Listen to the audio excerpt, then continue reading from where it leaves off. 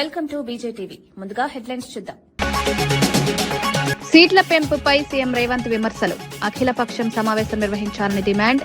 ఉత్తర దక్షిణ రాష్ట్రాల మధ్య అసమానతలు పెరుగుతాయని హెచ్చరిక. దేశ సమైక్యతకు ముప్పు కలిగే నిర్ణయమని రేవంత్ వ్యాఖ్య.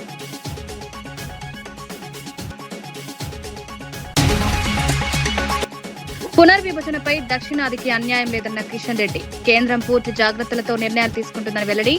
రాజకీయ ప్రయోజనాలకు అంశాన్ని వాడదని సూచన.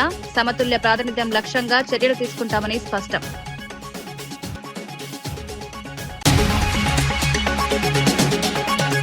డంపింగ్ యార్డ్ వివాదంపై కౌశిక్ రెడ్డి రాజీనామా సవాల్. బీఆర్ఎస్ హయాంలోనే ప్రణాళిక వచ్చిందని డిమాండ్.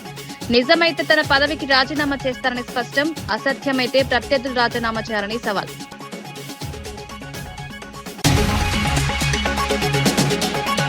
పోలీస్ వ్యవస్థ దుర్వినియోగంపై సుధాకర్ బాబు తీవ్ర విమర్శలు. ప్రభుత్వానికి ట్రంప్ కార్డులా మారిందని ఆరోపణ. రాజకీయ ప్రయోజనాల కోసం పోలీసులను వాడుతున్నారని విమర్శ. ప్రజాస్వామ్య విలువలు దెబ్బతింటున్నాయని ఆందోళన.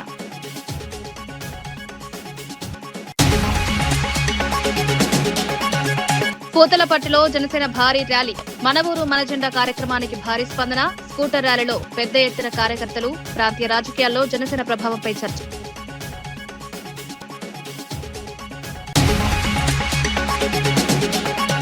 సీఎం రేవంత్ రెడ్డి నియోజకవర్గాల సీట్ల పెంపుపై ప్రధాని మోదీపై తీవ్ర విమర్శలు చేశారు. 50% సీట్లు పెంచాలనే నిర్ణయానికి ఏ ప్రాతిపదిక ఉందో కేంద్రం వెల్లడించాలని డిమాండ్ చేశారు. అఖిలపక్ష సమావేశం ఏర్పాటు చేసి అన్ని పార్టీలతో చర్చించాలని సూచించారు. రాజకీయ అవసరాల కోసం సీట్ల పెంపు చేస్తే ఉత్తర దక్షిణాది రాష్ట్రాల మధ్య అసమానతలు పెరుగుతాయని హెచ్చరించారు. ఇది దేశ సమైక్యతకు ముప్పుగా మారే అవకాశం ఉందన్నారు. చిన్న రాష్ట్రాలు దక్షిణాది రాష్ట్రాలకు అన్యాయం జరుగుతోందని అభిప్రాయపడ్డారు. మహిళల పేరుతో రాజకీయ లాభాల కోసం నిర్ణయాలు తీసుకుంటున్నారని విమర్శించారు. గతంలో జరిగిన వివక్ష ఎలా ప్రభావం చూపిందో మనం చూశామని గుర్తు చేశారు. ఈ అంశంపై దేశవ్యాప్తంగా జరగాల్సిన అవసరం ఉందన్నారు. ఆంధ్రప్రదేశ్లో జనాభాను లెక్క తీసుకున్నప్పుడు అక్కడ 80 వచ్చినాయి. ఉమ్మడి ఆంధ్రప్రదేశ్లో జనాభాను తీసుకుంటే ఇక్కడ 42 వచ్చినాయి. ఏ జనాభా ప్రాతిపదిక మీద అయితే 543కు మనం చేరినామో దాని మీద సరాసరి బ్లాంకెట్గా 50% అని చెప్పేసి కలిపేస్తున్నాం. ఏ జనాభా నియంత్రణ చేసిన వాళ్ళకి అన్యాయం జరుగుతుంది అంటున్నావు. మూలసూత్రమైన జనాభా ప్రాతిపదికన ఏర్పడిన విధానాన్ని ప్రోరేట ప్రకారం 50% పెంచేస్తానేనని చెప్పి నీ రాజకీయ మనుగడ కోసం, నీ రాజకీయ అవసరాల కోసం ఈ రోడ్లు సీట్లు పెంచడంతో దక్షిణ భారతదేశానికి వచ్చే 195, ఉత్తర భారతదేశానికి వచ్చే 621 సీట్లు ఉత్తర దక్షిణ భారతదేశాలలో విపరీతమైన అంతరం పెంచుతుంది. ఇది దేశ మనుగడకు మంచిది కాదు. ఇది రాజకీయ పార్టీలకు సంబంధించిన విషయం కాదు. ఇది దేశ ప్రజలకు సంబంధించిన విషయము. వివక్ష అనేది ఎక్కడికి దారితీస్తుందో మనం అందరం చూసినాము. తెలంగాణ రాష్ట్ర ఉద్యమము, తెలంగాణ రాష్ట్ర ఏర్పాటు, నక్సలైట్ల ఉద్యమము, సమాజంలో వచ్చిన మార్పులన్నీ కూడా వివక్ష ఎక్కడికి దారితీస్తుందో మనకు కళ్ళకు కట్టినట్టుగా కనిపిస్తుంది. ఈరోజు ఈ వివక్షను ఇంకా పెంచడానికి బీజేపీ ప్రయత్నం చేసుకుంటూ ప్రజల్ని మభ్యపెడుతూ చిన్న రాష్ట్రాలకు, ముఖ్యంగా దక్షిణాది రాష్ట్రాలకు అన్యాయం చేసుకుంటూ మేము ఏమీ చేయడం లేదు, ఇది ఒక అద్భుతమైన బిల్లు, ఈ అద్భుతమైన బిల్లుకు మీరు అనుకూలంగా లేరు, మీరు మహిళా వ్యతిరేకులా అని మహిళల ముసుగులో ఆనాడు యుద్ధం చేసినప్పుడు కూడా సికండిని అడ్డం పెట్టుకొని చేసారు. టీపీసీసీ అధికార ప్రతినిధి రవిచంద్ర బీఆర్ఎస్ పార్టీపై తీవ్ర విమర్శలు చేశారు. రాష్ట్రంలో జరుగుతున్న అభివృద్ధిని అడ్డుకోవడమే ప్రతిపక్షాల ప్రధాన లక్ష్యమని ఆరోపించారు. ప్రభుత్వం చేపడుతున్న ప్రతి అభివృద్ధి కార్యక్రమాన్ని మొదటి దశలోనే అడ్డుకునేందుకు కుటిల ప్రయత్నాలు చేస్తున్నారన్నారు. 10 ఏళ్ల పాటు అధికారంలో ఉన్నప్పటికీ రాష్ట్రానికి తగిన అభివృద్ధి చేయలేకపోయిన బీఆర్ఎస్ నాయకులు ఇప్పుడు మార్పును చూసి తట్టుకోలేకపోతున్నారని విమర్శించారు. ప్రజల సంక్షేమం కోసం ప్రభుత్వం తీసుకుంటున్న నిర్ణయాలను అడ్డుకోవడం సరైంది కాదన్నారు. ఇప్పటికైనా తమ వైఖరిని మార్చుకుని రాష్ట్ర అభివృద్ధికి సహకరించాలని సూచించారు. లేకపోతే ప్రజలు తగిన గుణపాఠం చెప్తారని హెచ్చరించారు. జిల్లాకు ఒకరు వెళ్ళి అక్కడ కాంగ్రెస్ పార్టీని బదనాం చేసే ప్రయత్నం చేశారు. ఇప్పుడు నిన్న కూడా ఈ సిద్దిపేటలో కానీ, అటు చూస్తే కరీంనగర్లో కానీ కేటీఆర్ గారు మాట్లాడుతూ దోచుకో అనేటువంటి పాలసీ నడుస్తుంది తెలంగాణ రాష్ట్రంలో అని చెప్పేసి మాట్లాడుతుంటే, మీరు 10 ఏళ్ల కాలంలో దోచుకుందే కదా చేసింది. మీరు తెలంగాణ రాష్ట్ర ప్రజలకు చేసింది ఏముంది కదా, ఏం ఒరగబెట్టారు మీరు? తెలంగాణ రాష్ట్రంలో 10 ఏళ్ళు మీరు తప్ప తెలంగాణ రాష్ట్ర ప్రజలు ఎక్కడైనా బాగుపడ్డ సందర్భం మనకు కనిపిస్తుందా?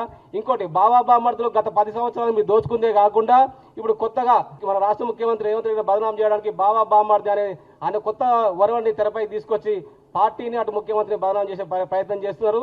జాగ్రత్త, మీరు ఎక్కడ పోయినా కానీ రాష్ట్ర ప్రజలు మిమ్మల్ని చీదరించుకునే పరిస్థితి కనిపిస్తుంది. కాబట్టి మీరు గత 10 సంవత్సరాలకెళ్ళి మేము పార్టీ నాయకత్వానికి అటు ప్రజలకు దూరం అయ్యింది అనేదాన్ని మీరే తేటతెల్లం చేసుకున్నారు. కాబట్టి మీ పరిపాలన ప్రజలకు ఎంత దూరం ఉందనేది మీకు రాష్ట్ర ప్రజలకు అర్థమవుతుంది.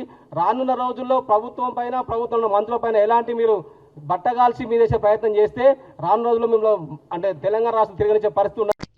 పూతలపట్టు నియోజకవర్గంలో జనసేన పార్టీ ఆధ్వర్యంలో మన ఊరు మన జెండా కార్యక్రమం ఘనంగా జరిగింది. రఘురామ చౌదరి నేతృత్వంలో భారీ స్కూటర్ ర్యాలీ నిర్వహించారు. తవనంపల్లి నుంచి పలు గ్రామాల వరకు ర్యాలీ కొనసాగింది. మార్గ మధ్యంలో పార్టీ జెండాలను ఆవిష్కరించారు. పెద్ద ఎత్తున జననాయకులు కార్యకర్తలు పాల్గొన్నారు. రోడ్లు జనంతో కిటకిటలాడాయి. ఊహించిన దానికంటే ఎక్కువగా స్పందన రావడంతో కార్యక్రమం విజయవంతమైంది. ఈ ర్యాలీతో ప్రాంతీయ రాజకీయాల్లో చర్చ మొదలైంది. పార్టీ బలోపేతానికి దోహదపడుతుందని నాయకులు పేర్కొన్నారు. మీడియా ముఖంగా అందరినీ కోరుతున్నాను. బలమైన రిప్రజెంటేషన్ ఉంటే కానీ పై స్థాయిలో పనులు జరగవు. మన చిత్తూరు జిల్లా ప్రత్యేకంగా నవనంపల్లి మండలం అన్ని విధాలా వెనుకబడి ఉంది. ఈ వెనుకబాటుతనాన్ని నుంచి బయటపడాలంటే మనము బలమైన రిప్రజెంటేషన్ ఇవ్వాల్సి ఉంటుంది. ముఖ్యంగా ఇక్కడ మెజారిటీ రైతులు మామిడి మీద ఆశపడి జీవిస్తున్నారు. ఈ మధ్యకాలంలో మామిడి గిట్టుబాటు ధర లేక చాలా ఇబ్బందులు పడుతున్నారు. దానికి 1,00,000 కారణాలున్నాయి. వీటన్నిటినీ మనం సమూలంగా బయటపడాలంటే గవర్నమెంట్తో కలిసి మన ఉద్దేశాలను మన బాధల్ని ప్రాపర్గా రిప్రజెంట్ చేయాలంటే ఒక బలమైన బేస్ ఉండాలి, ఒక నాయకత్వం ఉండాలి. నేను మన ఏరియా సమస్యలను మన ప్రాంత సమస్యలను గవర్నమెంట్ దగ్గరికి తీసుకెళ్ళదలుచుకున్నాను. ముఖ్యంగా ఇక్కడ మామిడి సమస్యలు తీరాలంటే డొమెస్టిక్ మార్కెట్ ఇంప్రూవ్ చేయాలి. డొమెస్టిక్ కన్జంప్షన్ ఇంప్రూవ్ అయితే కానీ మామిడి రైతుల భవిష్యత్తు ప్రశ్నార్థకం అవుతుంది. దానికోసం కొన్ని ప్రణాళికలు రచించాను. గవర్నమెంట్తో మాట్లాడి ఖచ్చితంగా మన సమస్యలు త్వరలోనే తీర్చేలాగా ప్లాన్ చేస్తున్నాను. ఈ పరిష్కారం తాత్కాలికం కాకూడదు, పర్మనెంట్ సొల్యూషన్స్ ఎత్తుక్కోవాలనేది నా ఉద్దేశం. ఏ ఒక్క సంవత్సరమో 2 రూపాయలు 4 రూపాయలు ఇస్తే ఆ సంవత్సరం మాత్రమే రైతు సమస్య తీరుతుంది. కానీ పర్మనెంట్గా తీరాలంటే కొన్ని పెద్ద సంస్థలు మన జిల్లాలో మన ఏరియాలో వస్తే కానీ రైతు సమస్యలు తీరవు. దాన్ని అతి త్వరలో నేను ప్రభుత్వం దృష్టికి తీసుకెళ్ళి ముఖ్యమంత్రి గారి దృష్టికి, ఉప ముఖ్యమంత్రి పవన్ కళ్యాణ్ గారి దృష్టికి కూడా తీసుకెళ్ళి తొందరలోనే ప్రణాళికాబద్ధమైన లాంగ్ టర్మ్ సొల్యూషన్స్. కాంగ్రెస్ మహిళా నాయకురాలు ఇంద్రా శోభన్ మంత్రి సీతక్కపై జరుగుతున్న దుష్ప్రచారంపై తీవ్రంగా స్పందించారు. బీఆర్ఎస్ సోషల్ మీడియా వేదికల ద్వారా ఆధారాలు లేని ఆరోపణలు చేస్తోందని మండిపడ్డారు. ఒకే అబద్దాన్ని పదే చెప్పి ప్రజలను తప్పుదోవ పట్టించే ప్రయత్నం జరుగుతోందన్నారు. అంగన్వాడీ స్మార్ట్ ఫోన్ల కొనుగోలు విషయంలో పూర్తిగా పారదర్శకత పాటించామని స్పష్టం చేశారు. టెండర్ ప్రక్రియలో ఎలాంటి అవకతవకలు లేవన్నారు. బీఆర్ఎస్ దిగజారుడు రాజకీయాలకు ఇది నిదర్శనమని విమర్శించారు. ప్రజల్లో అనుమానాలు కలిగించడం ద్వారా రాజకీయ లాభాలు పొందాలని ప్రయత్నిస్తున్నారని ఆరోపించారు. సీతక్కపై చేస్తున్న ఆరోపణలు పూర్తిగా నిరాధారమని పేర్కొన్నారు. నిరాధారణమైనటువంటి వాటితో పదే కుంభకోణము, అవినీతి అని ఒక మరకలు అంటించేటువంటి ప్రయత్నం చేస్తున్నారు. మార్చి 17వ తారీఖు నాడు ఆ బానిస సమితి నుంచి ప్రెస్ మీట్ పెట్టిన రోజే మరునాడే మేము దాన్ని ఖండించాము, ఆధారాలు ముందు పెట్టాం. అయినా వదిలిపెట్టకుండా మళ్ళీ మొన్న పొంగులేటి సీనన్న పైన వచ్చినటువంటి ఆరోపణల నేపథ్యంలో సెక్రటేరియట్ సాక్షిగా ప్రెస్ మీట్ పెట్టినప్పుడు పొన్నమన్న ఒకవైపు, అలాగే మంత్రి సీతక్క మరొక వైపు. ఆ మరునాడే వీళ్ళపైన మళ్ళీ కథనాలు మొదలైనాయి. నేనేమడుగుతున్నానంటే, మీరు దమ్మున్నోళ్ళైతే 10 సంవత్సరాలు మీరు రాజకీయం చేసినారు కదా, ప్రభుత్వాన్ని నడిపినారు కదా, మరి నువ్వు చేసినప్పుడు జరిగినటువంటి టెండర్లో జరిగినటువంటి వాటి పట్ల అవకతవకలు జరిగినాయని నువ్వు ఒప్పుకుంటావని అడుగుతున్నాను నేను. 2018లో ఇదే సెంట్రల్ గవర్నమెంట్ స్కీమ్ కింద 10,000 రూపాయల ఫోన్ని 9,945 రూపాయలకు సేమ్ థర్డ్ పార్టీ అయినటువంటి TGTS నుంచే చేశారు. మరి ఆ రోజు ఇది జరిగినట్టు సిబిఐ ఎంక్వైరీకి ఒప్పుకుంటావని అడుగుతున్నా. రెండవది 2021లో 8,000 రూపాయల ఫోన్ని 9,342 రూపాయలకి ఇదే 2G 32 GB ఆ రోజు దీనిని కూడా DGTS ద్వారానే జరిగింది. మరి ఇది ఒప్పుకుంటారని అడుగుతున్నాను. మూడో విషయం, ఇవాళ మేము తీసినటువంటి దాన్ని సెంట్రల్ గవర్నమెంట్ స్కీమ్ అయినటువంటి పోషణ్ అభియాన్లో జరిగినటువంటి 38,130 ఫోన్లకి సంబంధించి సెంట్రల్ గవర్నమెంట్ నిర్ణయించిన ధర 11,800 రూపాయలు. దీనికి మనం 11,650 రూపాయలకు మాత్రమే ఫిక్స్ చేశాము. సో దీన్ని కూడా పూర్తిగా ట్రాన్స్పరెంట్గా థర్డ్ పార్టీ అయినటువంటి TGTS ద్వారానే టెండర్ వేశాము. ఈ టెండర్లో కూడా సెంట్రల్ ప్రతిపాదించినటువంటి నామ్స్ ఏవైతే ఉన్నాయో వాళ్ళు ఏవైతే ఇచ్చారో ఇది జంప్ పోర్టల్ ద్వారా జరిగేటువంటిది.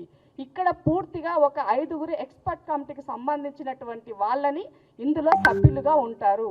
మరి ఇది కూడా తెలవనటువంటి దౌర్భాగ్యం లెక్క సన్యాసి లెక్క ఇందులో ఏమో అయిపోయిందని ముచ్చట్లు చెప్తున్నటువంటి వాళ్ళకి ఇది. టీపీసీసీ అధికార ప్రతినిధి డాక్టర్ చరణ్ కౌశిక్ యాదవ్ బీఆర్ఎస్ ఆరోపణలపై స్పందించారు. అసెంబ్లీలో మంత్రి సీతక్క గత ప్రభుత్వ అవినీతి, తప్పుడు ప్రచారాలను వివరించారని తెలిపారు.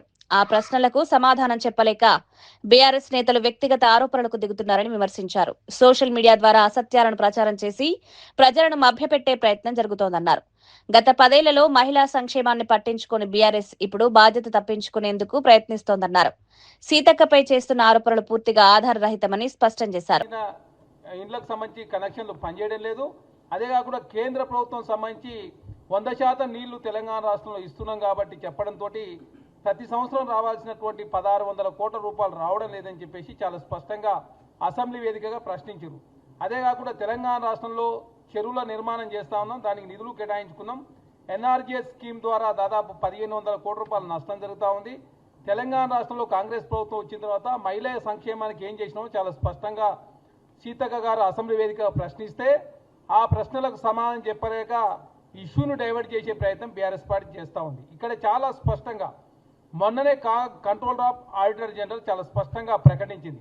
మార్చి 2022 వరకు సింగరేణిలో దాదాపు 350 కోట్ల రూపాయలు కావచ్చు, TGIACCలో కావచ్చు, TSRTCలో కావచ్చు, అదే కాకుండా కార్మికులకు సంబంధించి చెస్ విషయంలో కావచ్చు చాలా స్పష్టంగా ప్రజాధనం వృధా అయింది. ప్రభుత్వ రంగ సంస్థలు దాదాపు 50,000 కోట్ల రూపాయల నష్టాలకు పోయినని చెప్తే ఇప్పటివరకు బీఆర్ఎస్ పార్టీ ఆ అంశం మీద మాట్లాడలే.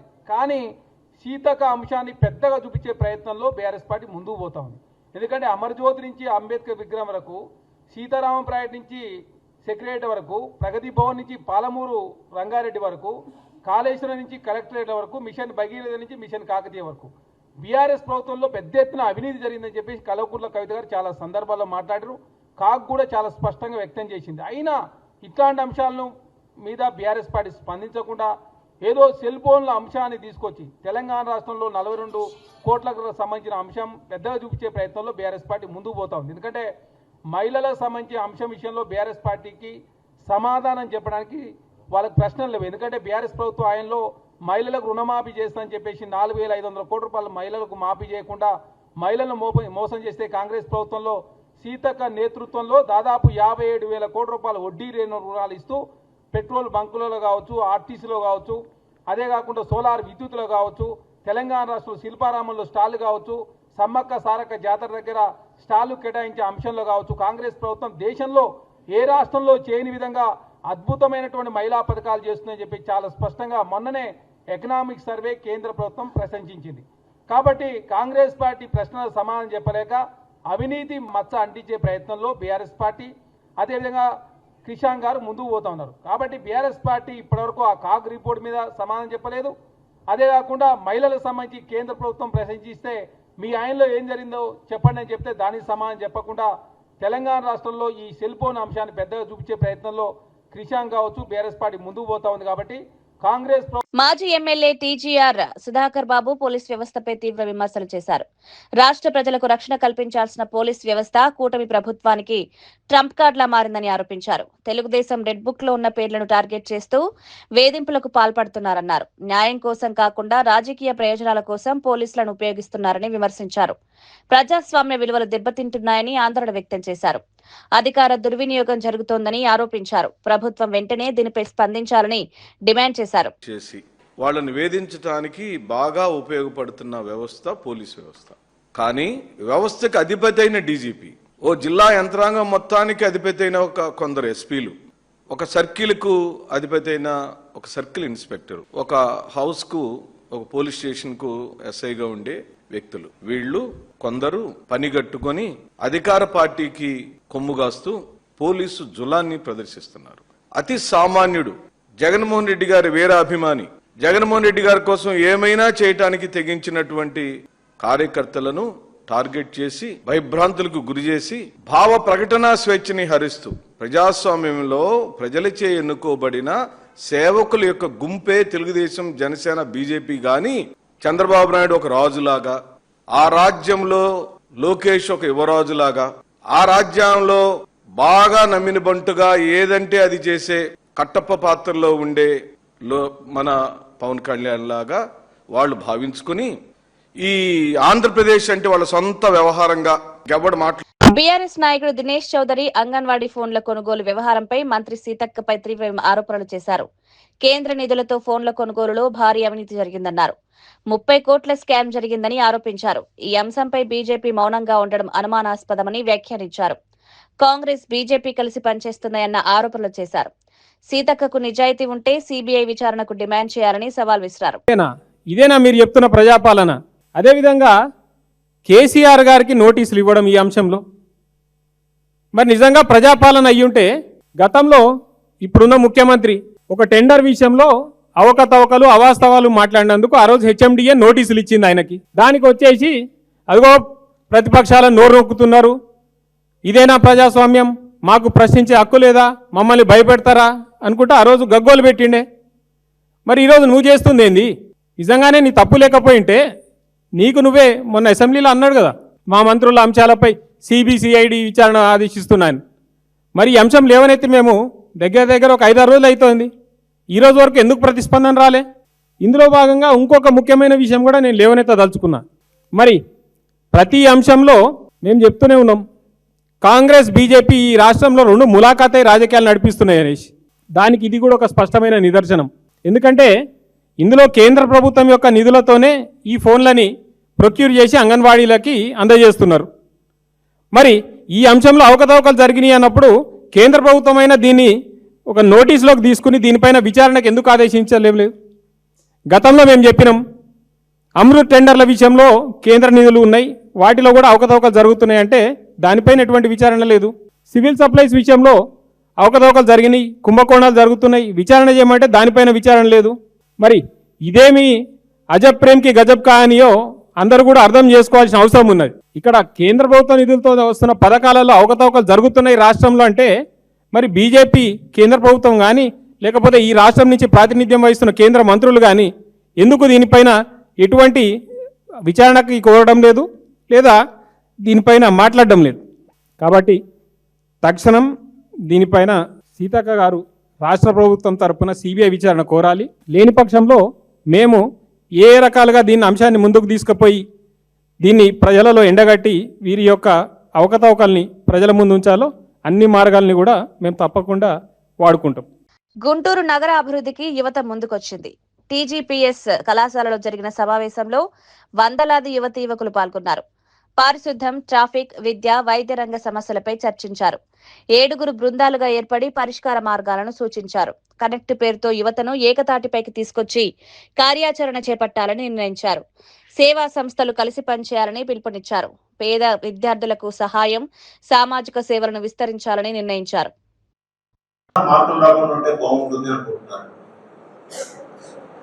అంటే కాంపిటేటివ్ స్పిరిట్ అనేది మీలో ఆ love and affection and relationship అనేది కొట్టేస్తా ఉంది కిందకి. That is the greatest this call. Or 1990లో భారతదేశ వ్యాప్తంగా అందరూ చదువుకోవాలని ఒక పెద్ద ఉద్యమం. కేరళ లాగా ప్రతి రాష్ట్రం సంపూర్ణ అక్షరాస్యత సాధించాలి అని అటు కేంద్ర ప్రభుత్వం రాష్ట్ర ప్రభుత్వాలు అన్ని కలిసి చేసి అది విజయవంతమైంది. దాదాపు 16 నెలల పాటు ఆంధ్రప్రదేశ్లో మద్యం లేని సమాజం ఏర్పడింది. ఈ అక్షరాస్యత ఉద్యమం యొక్క ఫలితం అందరూ తాగలేదు. ఆ అక్షర కేంద్రానికి వచ్చిన తల్లిదండ్రులు నా బిడ్డను చదివించాలి, బిడ్డను మధ్యలో మార్పేయకూడదు, పిల్లలు బడిలో ఉండాలి, పనిలో కాదు అనే లక్ష్యంతో ముందుకెళ్ళారు. చేసి సొసైటీకి హెల్ప్ చేయాలి అనేది ఒక విజన్, అది ఒక రీజన్. బట్ యూత్ ఇన్వాల్వ్ చేయటం వల్ల వాళ్ళు కూడా గ్రో అవుతారు అనేది another side of the coin. You will not found time to watch movie, you will not found time to deviate or to distract. ఎప్పుడు మీరు ఇలాంటి యాక్టివిటీస్లో ఇన్వాల్వ్ అవుతారు. మహా అంటే ఇవాళ సండే మీ ఫ్రెండ్స్ అందరూ ఏం చేస్తూ ఉంటారు? నెట్ఫ్లిక్స్లోనో యూట్యూబ్లోనో సినిమాలు చూస్తూ ఉంటారు. But you learn a lot. So that is the reason we are with you charitable trust ఇంకా కాన్స్టెంట్గా రన్ అవ్వడానికి రీజన్ ఏంటి అంటే to empower youth by involving them in the social service activities. So that is the theme of we are with you charitable trust. So మీరు ఇలానే ఇంకా ఇంకా యాక్టివ్గా ఇన్వాల్వ్ అయ్యి మమ్మల్ని మోటివేట్ చేస్తే we will make sure next generation మనం కాపాడుకోవచ్చు. అండ్ ఒక 3 years back, I think I don't remember the NGO name, I met one person who is working in that NGO. ఆయన ఒకటి చెప్పాడు, బాబు మన సర్వీస్ ఎందుకు చేయాలి అని చాలా మంది క్వశ్చన్ చేస్తారు. సింపుల్ ఒకే ఒక ఎగ్జాంపుల్ చెప్పాడు. నువ్వు 10 అంతస్తులు బిల్డింగ్ కట్టావు, ఇంటి నిండా డబ్బులు బంగారం ఉన్నాయి, కానీ నీ ఇంటి చుట్టూ ఆకలితో బాధపడే వాళ్ళు ఉన్నారు. వాడు ఏదో ఒక రోజు వాడు ఆకలిని తీర్చుకోవడానికి నీ ఇంటికి కన్నం వేయచ్చు, మీ ఇంటికి వచ్చి దొంగతనం చేయొచ్చు, నిన్ను కూడా చంపేయచ్చు. సో మన చుట్టూ ఉన్న వాళ్ళు బాగుండటం మనకు అవసరం. కానీ ఎడైపోతున్నారు వాళ్ళకి తెలియదు, చెప్పేవాళ్ళు వాళ్ళకి. బీఆర్ఎస్ నేత వై సతీష్ రెడ్డి మంత్రి సీతక్కపై తీవ్ర ఆరోపణలు చేశారు. ములుగులో జరిగిన ఘటనలను ప్రస్తావిస్తూ అవినీతి నిర్లక్ష్యం జరిగిందన్నారు. మేడారం జాతర టెండర్లో అవకతవకలు జరిగాయని ఆరోపించారు. బాలుడి ప్రమాద ఘటనను కూడా ప్రస్తావించారు. గ్రామ పంచాయతీలో జీతాల సమస్యలపై ఆత్మహత్య జరిగిందని పేర్కొన్నారు.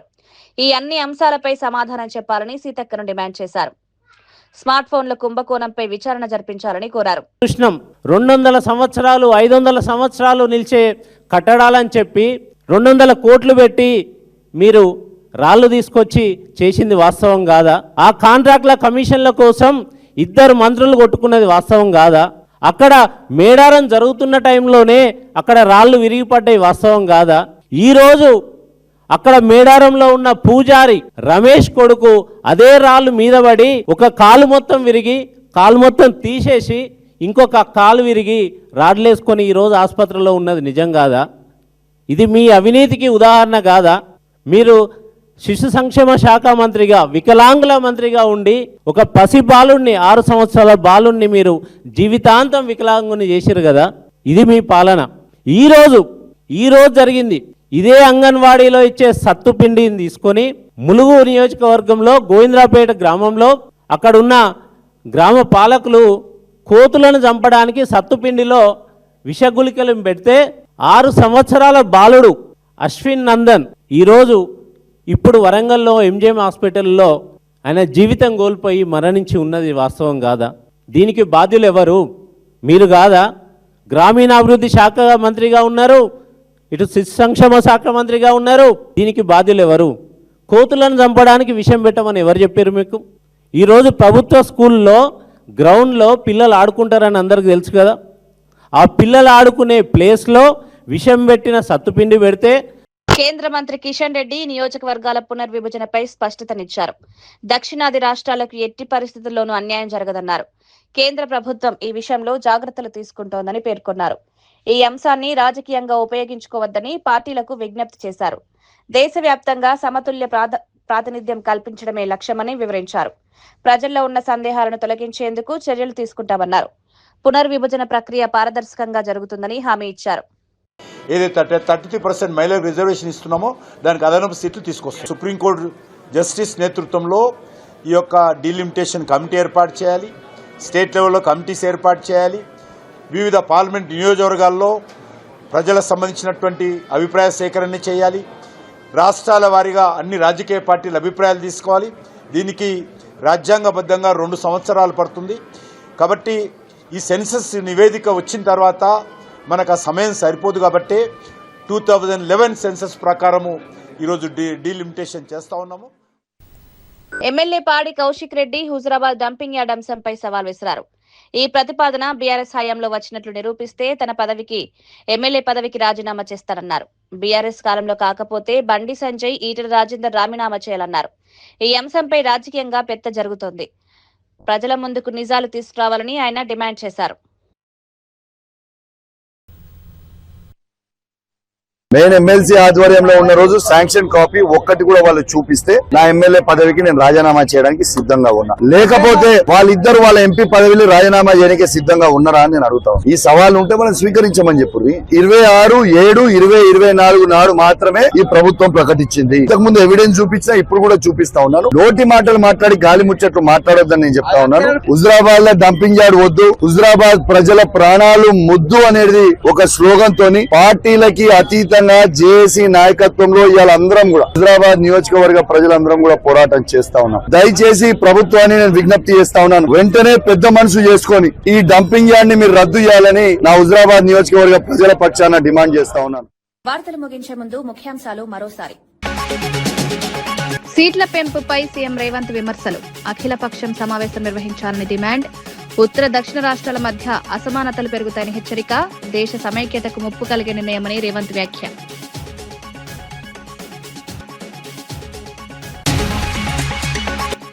పునర్విభజనపై దక్షిణాదికి అన్యాయం లేదన్న కిషన్ రెడ్డి. కేంద్రం పూర్తి జాగ్రత్తలతో నిర్ణయాలు తీసుకుంటుందని వెల్లడి. రాజకీయ ప్రయోజనాలకు అంశాన్ని వాడొద్దని సూచన. సమతుల్య ప్రాతినిధ్యం లక్ష్యంగా చర్యలు తీసుకుంటామని స్పష్టం.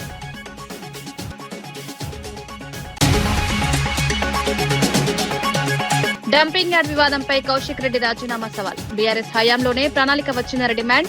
నిజమైతే తన పదవికి రాజీనామా చేస్తారని స్పష్టం. అసత్యమైతే ప్రత్యర్థులు రాజీనామా చేయాలని సవాల్.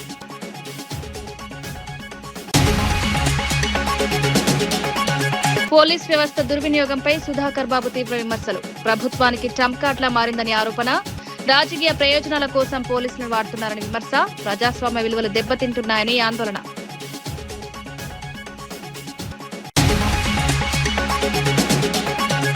పూతలపట్టులో జనసేన భారీ ర్యాలీ.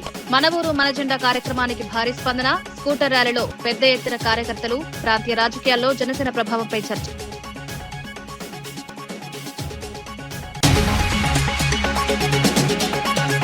వార్తా విశేషాలు మరో బులెటిన్లో మళ్ళీ కలుద్దాం. నమస్కారం.